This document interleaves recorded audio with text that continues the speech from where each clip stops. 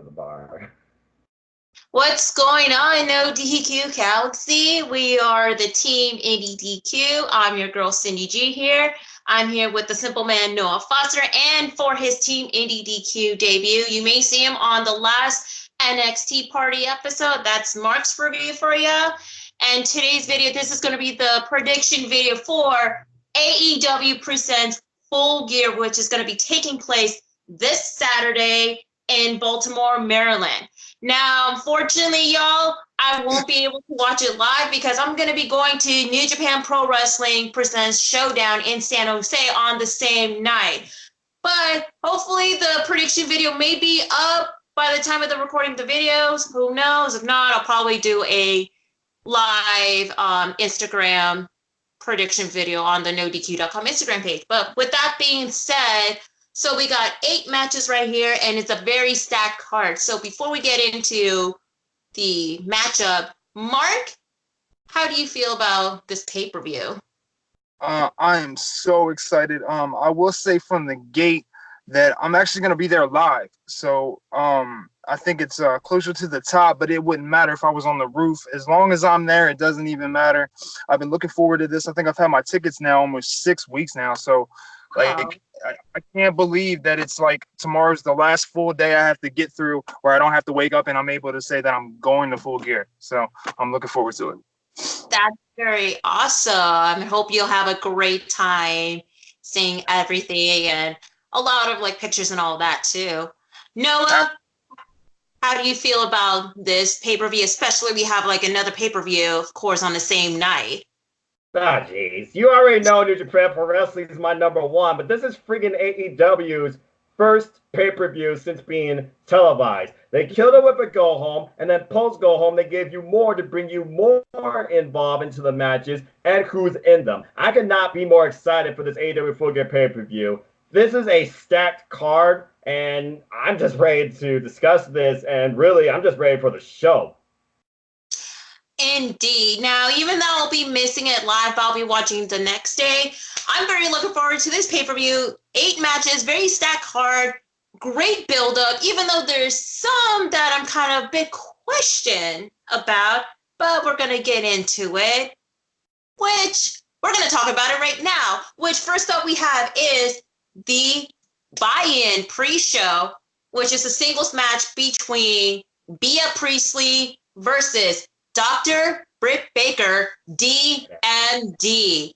Let's go ahead and start up with you, Noah. Who are your picks?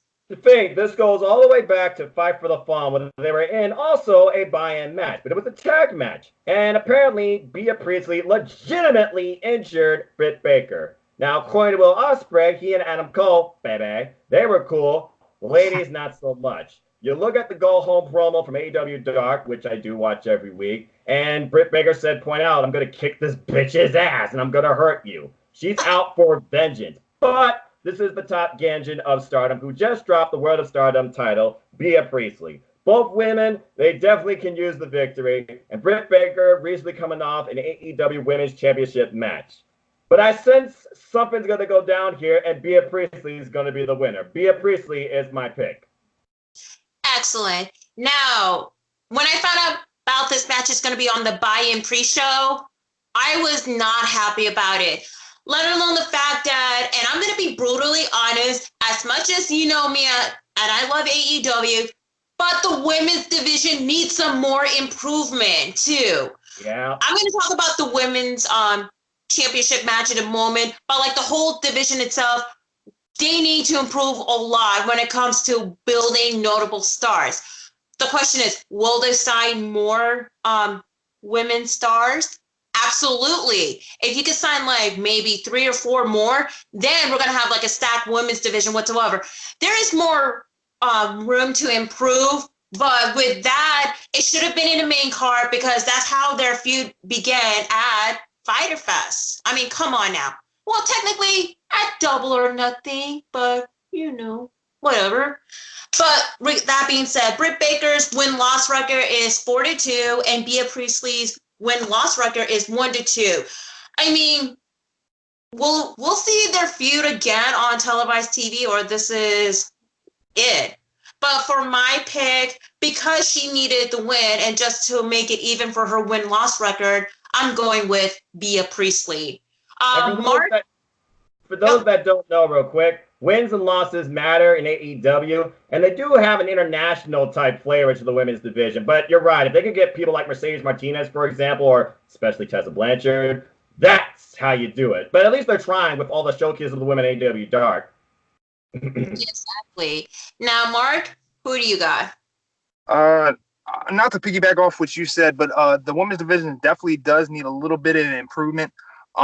I went back and forth on this. I really don't know exactly who I was going to go with. I thought I was going to lean towards Britt Baker. We know how much AEW is behind Britt Baker. They're putting a lot, they're investing a lot into Britt Baker. But I feel like they're going to be the same with Bea Priestley as well. I think I might be the lone wolf on this. I think I'm going to go with Britt Baker. I do. All righty. So we got 2 for Bea, 1 for Britt Baker.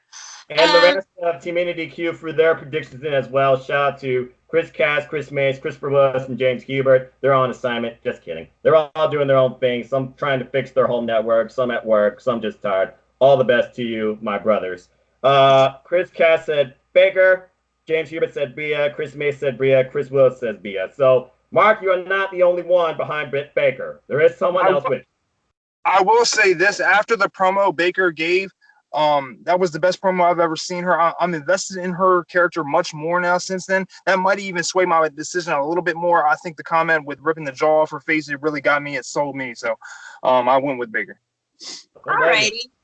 Yeah, definitely. I mean, her promo is pretty outstanding. I mean, I do like her lockjaw finisher, which is kind of like an innovative mandible claw, but we're going to see how it's going to turn out. But hopefully this match may be a bit longer, even though it's just going to be like counteracting with like the same paper that's going to happen at night. But I know it's going to be in a different time. But I mean, the women's matches are going, it seems like 10 minutes. They're giving these women like 15 to 20 minutes, whether tag or singles. And the records are defined by trios, tags, and singles. So, and yeah, I mean, she even brought out medical terminology with what sort of nerve she touches that causes you instant freaking pain. That explains the fact she can rip your jaw out. So I like the fact that they're defining her character through her profession as well. I think it's to her strength. Exactly. I mean, you have is the dentist, and then you have is the top Ganji as well. Yeah. Now, with that being said, let's go ahead and move on to the main card here, gentlemen. So first off, for the opening of the match, I believe maybe going to be a singles match between that bad boy, Joey Janela, versus the chairman himself, Sean Spear, with his advisor, Tully Blanchard. Now, Joey Janela, his win-loss record is 2-3, as well as Sean Spear, 3-2. So what went down is that earlier before like the show started, I believe they did show on AEW Dark. Forgive me, I'm trying to catch up with AEW Dark. I know that there was a rift between Janela and Spear did attack Janela, and Tully did give him some assistance to it as well. And if you guys saw on the last episode of AEW Dynamite, you saw that Janela did attack Sean Spear after Sean did defeated Brandon Cutler. So pretty much this is going to be a pretty interesting match, but I'm going to go with my pick. As much as I want Sean Spears to win, and I did meet him twice, and I'm going to see him again next Friday, I don't think he's going to win the match. Therefore, I'm going with, of course, another wrestler that I met 2 years ago, the bad boy, Joey Janela. And, of course, some people are not fond of Joey Janela, but who cares? He's a cool guy. Anyway, Mark, who do you got? I always try to think about what's the best direction creatively. Who are they going to get behind? What's the next move after this? I think they've invested a lot in Spears. I was really surprised they went to he lost to Cody. I think they with the additional of adding Tully Blanchard, I think they're behind Spears a lot more than they are Janela. I'm not saying Janela can't win, but I think Spears ultimately is going to get the win overall. So I'm going to go with Spears. All righty. Noah, who do you got? The chairman and his manager, one of the legendary Four Horsemen, Tully Blanchard. They've had a mixed run, and Joey Janela has been showcased in both hardcore, but they also try to show that he can wrestle, especially against the likes of Kenny Omega. And this feud is being brought on from an angle in AEW Dark, where it sounds like they're trying to literally yank the tongue out of his mouth. Hence, smoking is bad for you. This could go either way. The records are pretty close, but someone within says that Sean Spears, who especially now is sporting a shirt that says "No more garbage wrestling," I think that Sean Spears is going to pick up the win here with a Death Valley driver. Spears, the chairman's my pick. Alrighty, so you guys went with Spears. I went with Janela. What did the rest of the guys say about this match? They all went perfect 10. They all said Sean Spears right down the line.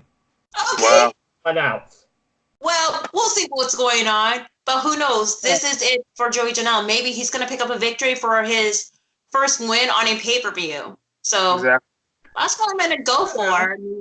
Like Noah did said, win-loss record does matter. Yeah. All right. You can't sleep on a bad boy, that's for sure. I'm not. But you also can't count out the wild factor, Tully Blanchard, and that chair. Mm-hmm. Exactly. Oh, yeah. We're going to see some pretty much of a brutal chair spot. I mean, you know how Janela is. But the question is, will Sean Spears can handle the ruthlessness? Maybe. We'll see. Alrighty, let's go ahead and move on to the next match, which is the three-way tag team match for the AEW World Tag Team Championship match, which you have is the current champ, SCU, Frankie Kazarian and Scorpio Sky versus the Lucha Bro, Phoenix and Penta Cero Miedo versus Private Party, Isaiah Cassidy and Mark Quinn. And we decided for this tiebreaker for this prediction is who will pick up the victory for the team, not team, but like, you know what I'm saying, and who will take the fall. Mark, who do you got? I think this might surprise you. I think I'm going to go with the Lucha Brothers, honestly. And I think everybody's going to say SCU because I think that they're going to say that they need to hold the titles a little bit longer. But I think Phoenix is going to end up taking the pin. I think he'll take the pin on what's his name, Mark Quinn. Isn't his name for Private Party? Mark Quinn. Yeah, Mm-hmm. That's the one with I think voice. I think Phoenix he'll get the pin on Mark Quinn, and I think Lucha Brothers will be the tag team champions. Okay, Noah, who do you got? I'm still shocked SCU became the inaugural champs, not only because of the fact they took out Christopher Daniels, which totally changed the dynamic of the team, but also the fact that they are coaches for as like executive vice presidents of the tag team division of the company. With that being said, House of Glory is no strangers to what Lucha Brothers and Private Party are capable of. It's the reason I invested in Private Party to become the inaugural champs to begin with. And it still kind of annoys me that they didn't win. But I like the fact they treat us like a tier system. You got the gold winners, the silver winners, and you have the bronze winners determined. Private Party taking the bronze. And I'm going to go wild and say Private Party takes the gold. Private Party is my pick to win over the Lucha Brothers, personally. Okay, and who will pick up the victory and who will get the pin? I think Isaiah Cassidy is going to pin Pentagon Jr. because I feel like the blood feud still relies there between SCU and the Lucha Brothers. Call it a wild circumstance, but something's got to go down to make this pay-per-view really make people go, holy shit. And I can say that because this pay-per-view is going to be TV-14, not PG-13. Indeed. Now, I'm not going to read everybody's win-loss record because it's too much to handle for the tag team division. So, no, we're going to exclude like the tag team's win-loss record. So, anyway, SCU won the inaugural AEW tag team title last week against the Lucha Brothers. And I know there has been a lot of history going on ever since then, especially prior to the airing of AEW Dynamite. And with Private Party, they did win a triple threat tag team match against, I hate it going Jack Evans, I think, and Dark Orders. Correct. But besides, the tag team division is very stacked. Like, this is how the whole strong point of this division is for the company, too. This is better than what Monday Night Raw or SmackDown has for all it matters. I'm just saying, though. But this is a good word watching. Both brands. Well, I'm just being honest, though. But with that being said, I don't think SCU is going to lose the title because they just won it last week, but have that held the title a little bit longer until they could drop the title. For that being said, SCU to retain the title, and I'll have Frankie Kazarian pinning Phoenix. I mean, history repeats itself between the feud with the Lucha Bros and SCU, so why not?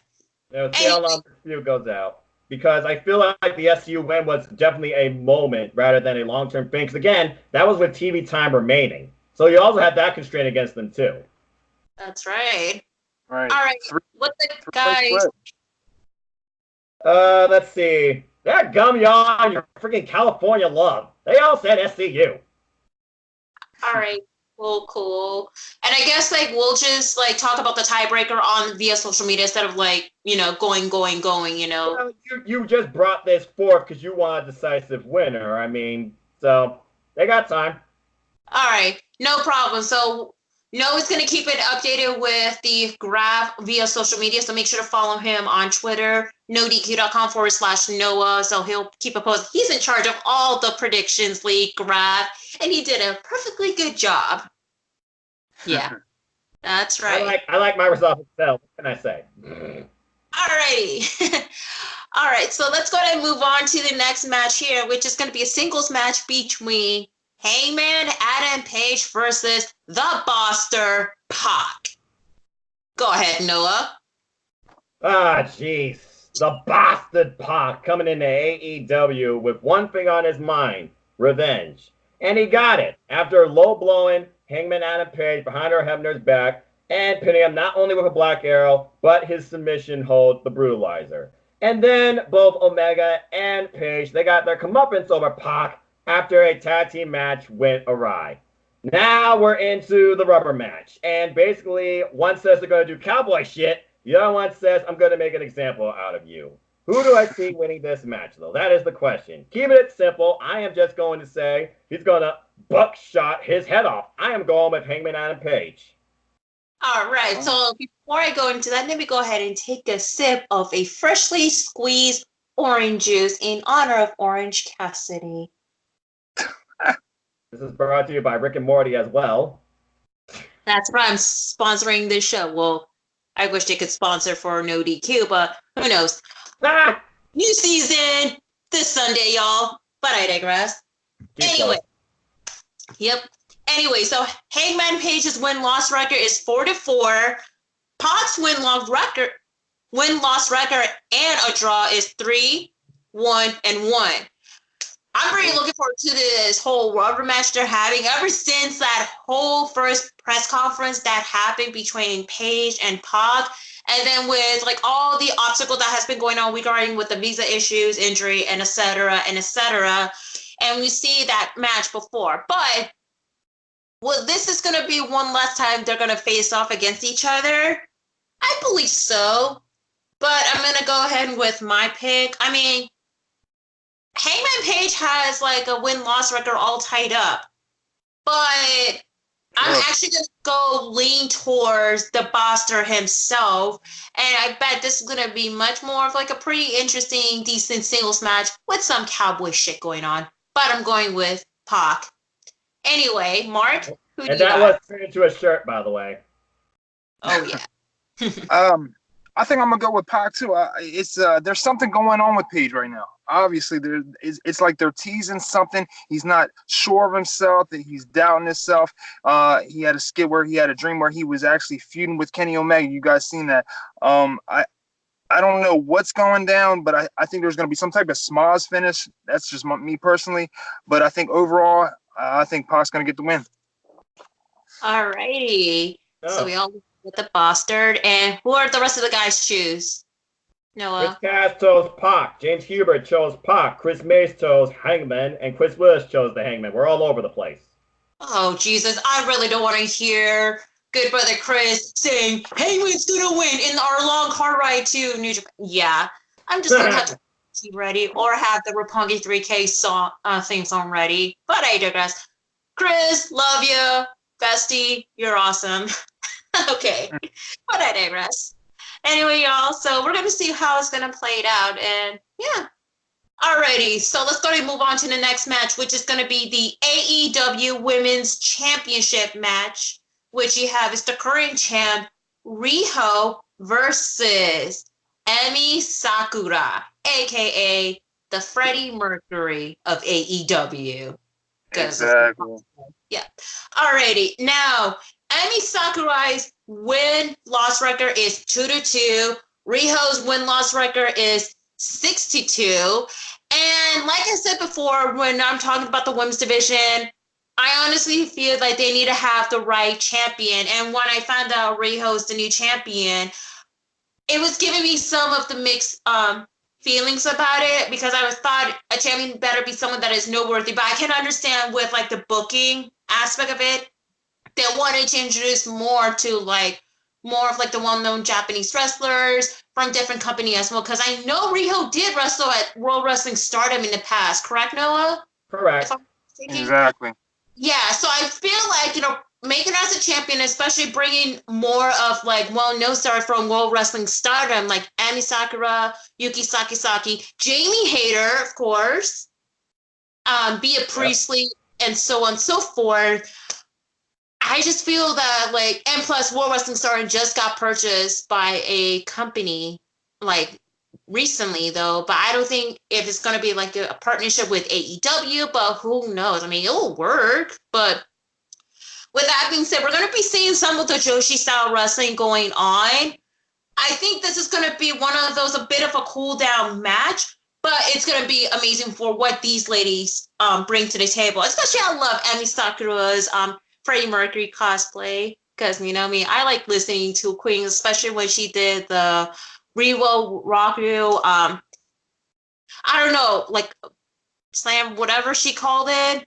It needs some inventive signature move from a Queen song. So I mean, yeah. With that being said, I'm gonna go with Riho to retain the title. I mean, she did one at the debut of AEW Dynamite, but I feel like there is more noteworthy opponent. Hell, Brandy Rose's promo of her and Awesome Kong. I mean, that would be pretty interesting to add it to a bit of a mix, but I doubt that's going to happen based on Riho's stature. But her match against Nyla Rose was decent, but not the best, not the worst, just decent. But again, Riho to retain. Mark, who do you got? This is one of the easier ones on the card. So since it was so easy, I did a little bit of research. Actually, Riho faced Emi, I think, on Rio's final farewell match in Stardom. I think I went back and I watched it. It was wrestling, actually, but you are correct. Oh yeah, I think it was like a 25-minute match, and it was actually a really good match. So when we were talking earlier, as far as the women's division needing to take, this is a good chance for them to really showcase their talent, because this is actually took on a storyline of a student per se to teach your storyline. So I really think they can get in there and really work about a good 15-20 minute match, and it could be the sleeper of the night, but it could also very well possibly even steal the show. You never know. But honestly, overall, I don't see them taking the belt off Riho for at least another 6 months. They're going to build it up. Agree, because like I said before, the women's division needs some improvement, and they still need to get more room to grow. Anyway, Noah, who do you got? First off, the rest of the team, it's all unanimous that Riho and I agree. This is a story of teacher and student. These two spent 13 years together. Riho has been wrestling for 13 years, and she's literally less than 100 pounds. She's the freaking AEW Women's Champion. I still don't believe that. In my opinion, I still back up Britt Baker becoming the champion, but I get what they're doing.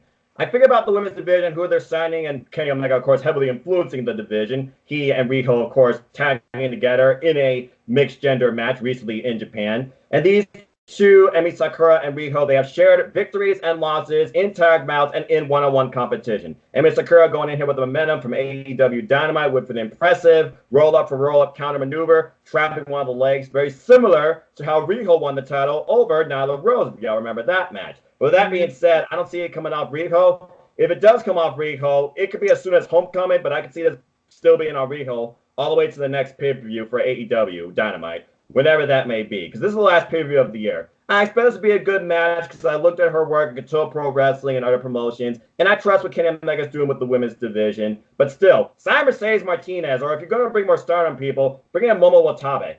Mm-hmm. Exactly. So, with that being said, we'll see how it's going to turn out. But I'm not expecting a longer match from them. I'm expecting like a good 12 to 13 minutes. Just 15 saying. tops. 15 tops. We'll see what's going on. Yep. Alrighty.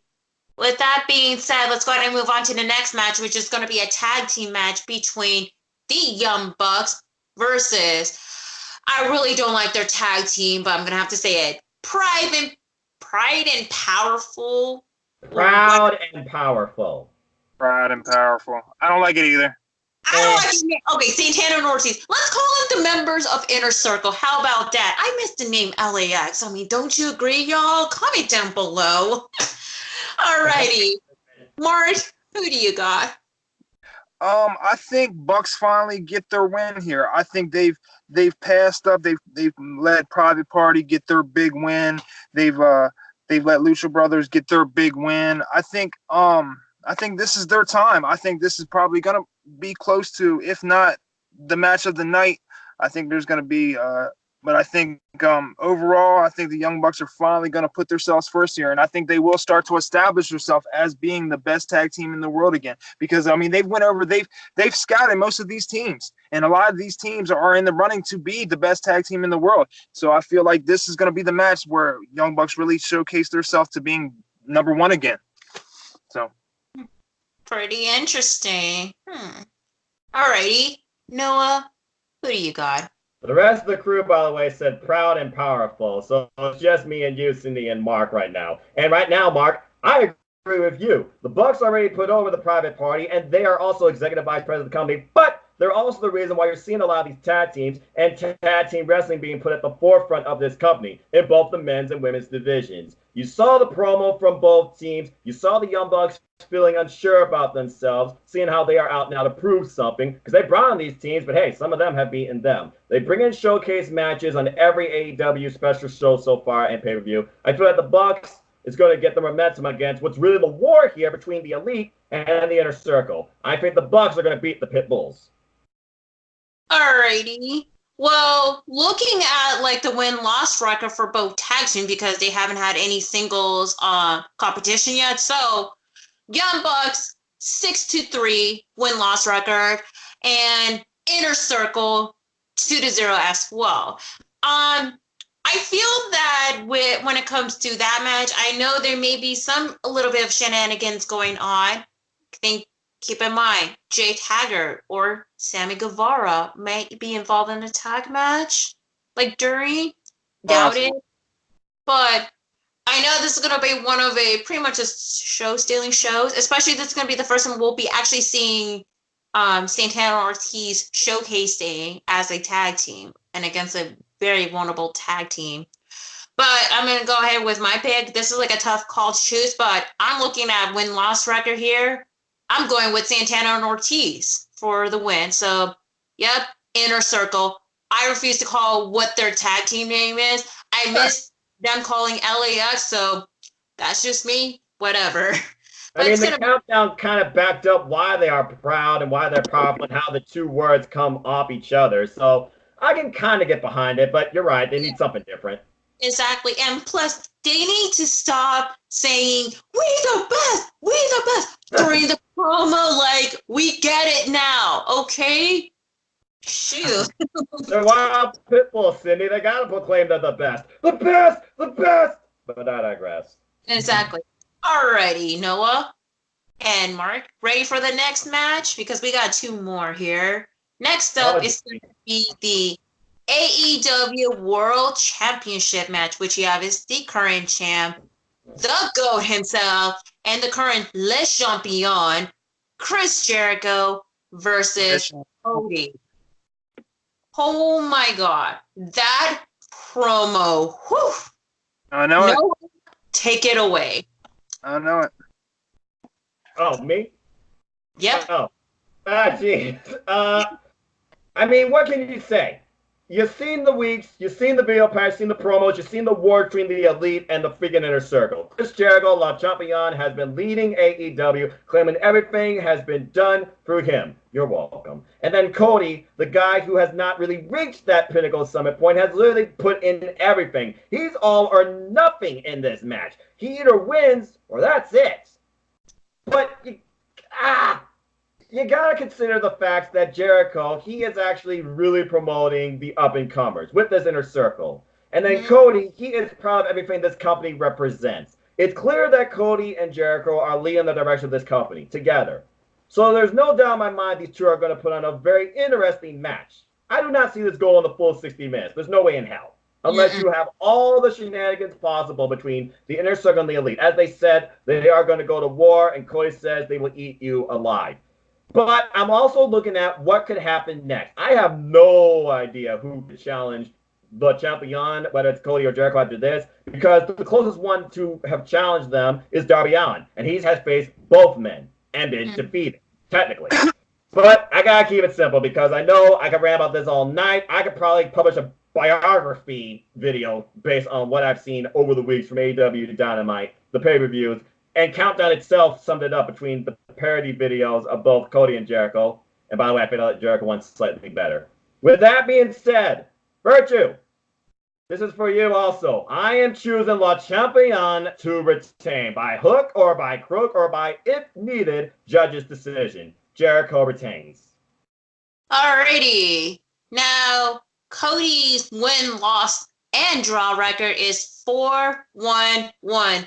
And Le Champion's win-loss record is just 6-0. He's undefeated, by the way, too. Keep that in mind. But also, he's facing Tanahashi in New Japan Pro Wrestling's Wrestle Kingdom next year. Imagine him actually coming out with that title. Do I see that happening? No. But it doesn't mean he can't be the champ. And yes, I did consider that too. But right now, something tells me they're going to keep it on Jericho. Exactly. And besides, like, as AEW stated in the past, there is no working relationship with New Japan Pro Wrestling whatsoever. I mean, they already have enough working relationship with AAA Wrestling and Oriental Wrestling Entertainment as well, and possibly with World Wrestling Stardom for all it matters.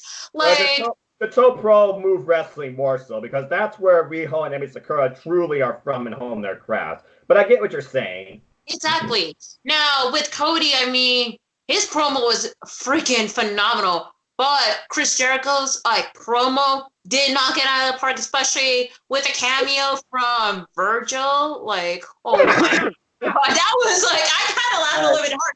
But I like Jake Hager's promo where he like gave his 0 F's giving expression as like, that kind of reminded me of whenever someone that I don't like say it, I was like, yeah, well, that's straight.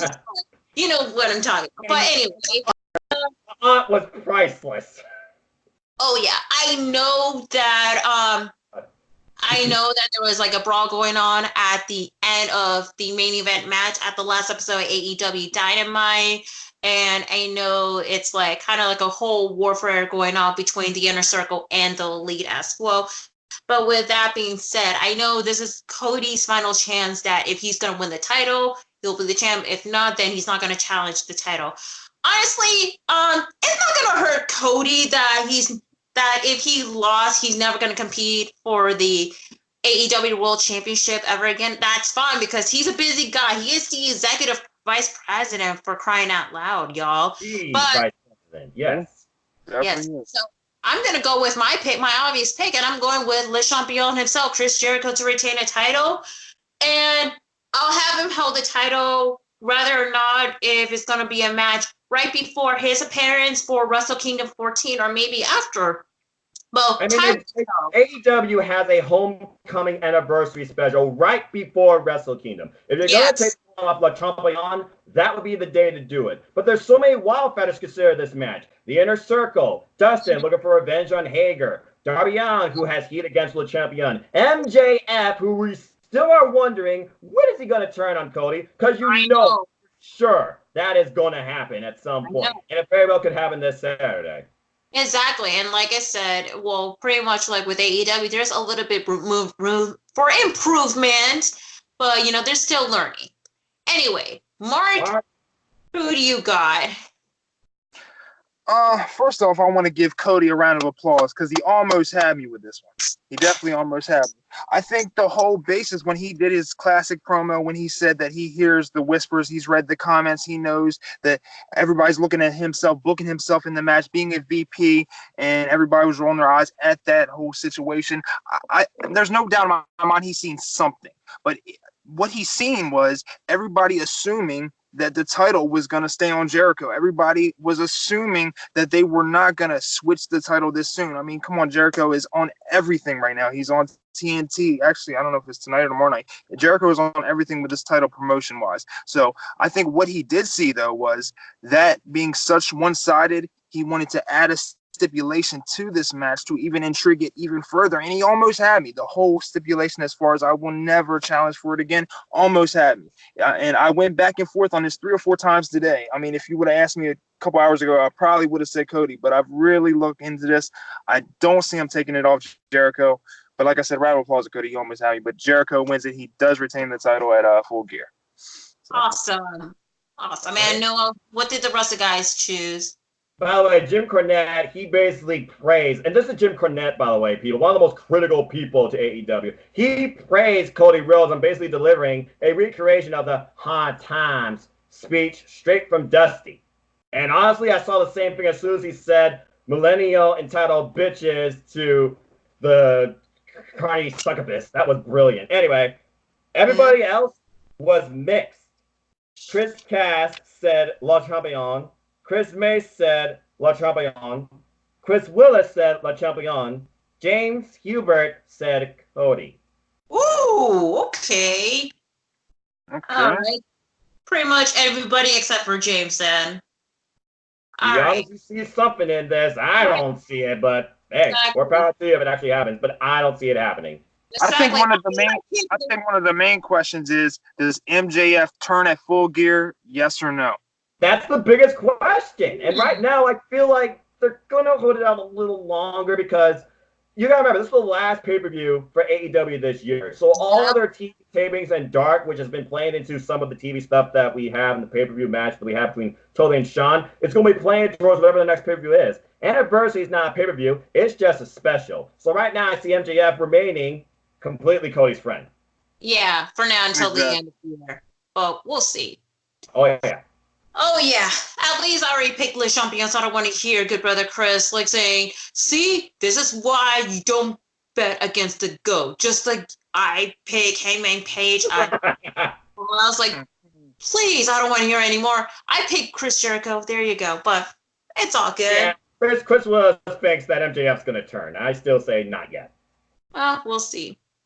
Alrighty, now let's go ahead and talk about a possible main event match, which of course, Mark, this is perfect. You know what I'm talking about, match, which is the non-section. That's right, non-section. Well, all hell's gonna break loose. Lights out match. That's right. You have is Jon Moxley versus Kenny Omega. Wow.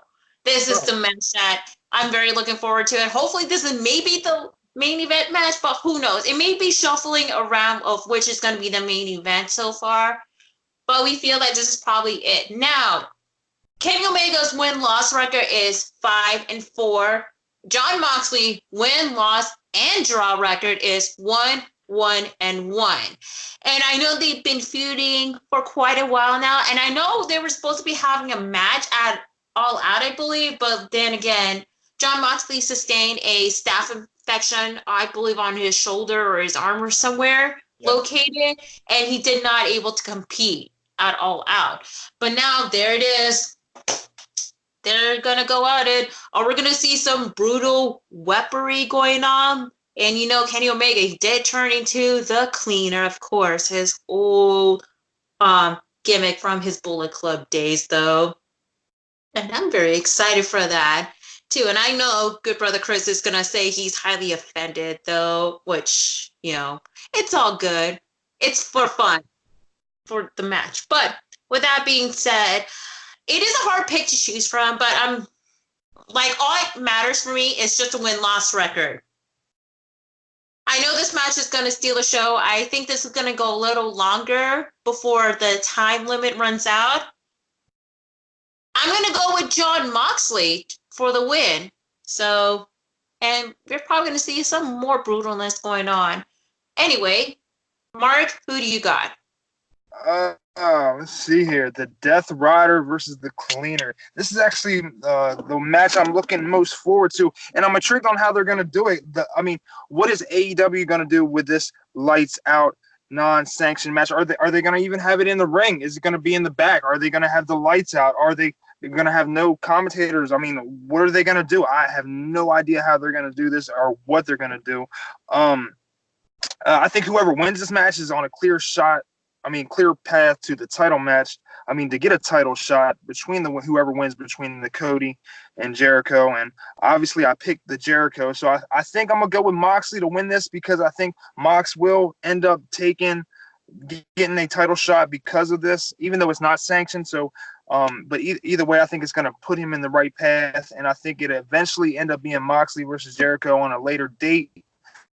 But overall, I think Mox is gonna get it. So. All right, Noah, who do you got? You thinking about the match that's being built for this show and how long and how much has been put into this build. This friggin' match has been built since AEW Double or Nothing. It's finally friggin' happening. Jon Moxley is not human.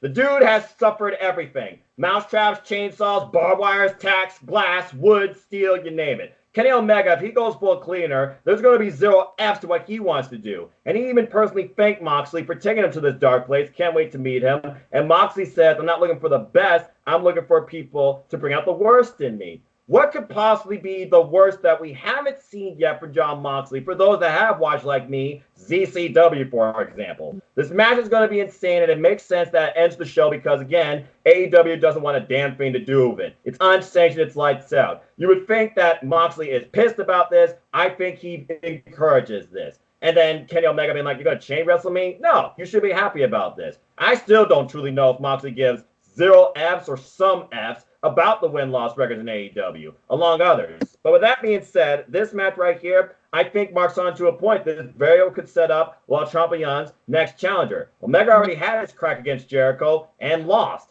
hence why Jericho became part of the championship match and eventually, of course, won the title. Moxley, though, he was due to face freaking Omega, and it didn't happen due to, staph infection. I'm just glad it's okay.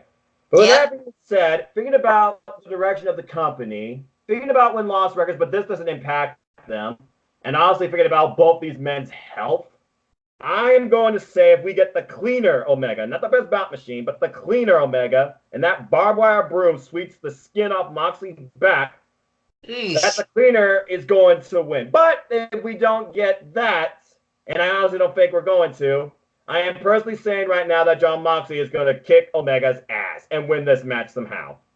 Mm-hmm. All right, and what the rest of the guys pick? They went straight down the middle. Chris Cass said Omega, James Hubert said Omega, Chris Mace said Moxley, and Chris Willis says Moxley. Okay, cool.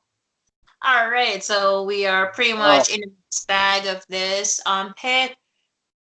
We'll see how it's going to turn out, if it's going to be pretty brutal or probably not, but we'll see how it's going to turn out, and especially you, Mark, since you're going to be there live in person as well. Lucky. Absolutely. I'm on the NXT team, so I'm actually going to upload some videos and some pictures, so you'll definitely see the whole 9. So awesome, and we're very looking forward to it. Yes. So and a new set. You're getting a friggin' new set. They're doing a brand new set for this pay-per-view. Exactly. I actually look forward to that too, because I actually put up there because I wanted to find out if they were doing the same chandelier as they do for the the pay-per-views and the TNT. Yeah. And somebody put a message up. I guess Nick Jackson himself tweeted, said there will be a new set. So I'm looking forward to it. I'm wondering if it's going to be like some rotating gears when they come out.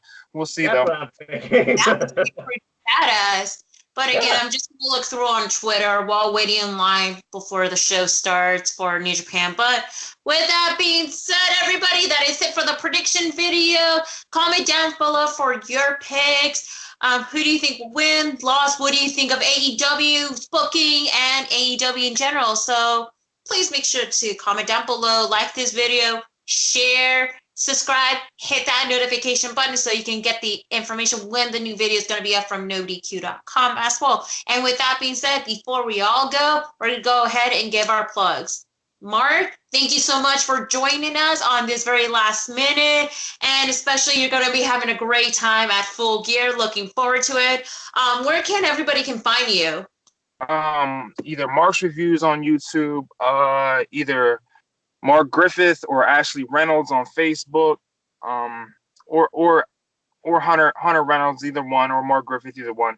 But definitely Mark's Reviews, like, subscribe. I just started. I only got a few subscribers, but I will get some content out on there, especially starting with the Full Gear vlogs and all that stuff. So definitely. Awesome. And Simple Man, take it away. Cindy, yeah, it was always a pleasure. Mark, great debut to finally work with you. I look forward to doing more with you in the future. Folks, we are simple wrestling fans. Respect us and appreciate what we bring. Criticize us if you want. We don't give 0S, but you ain't changing the way we feel. This is pro wrestling, and damn it, we're behind it. But with that being said, y'all want to know more about me? Know this. I'm just a simple man.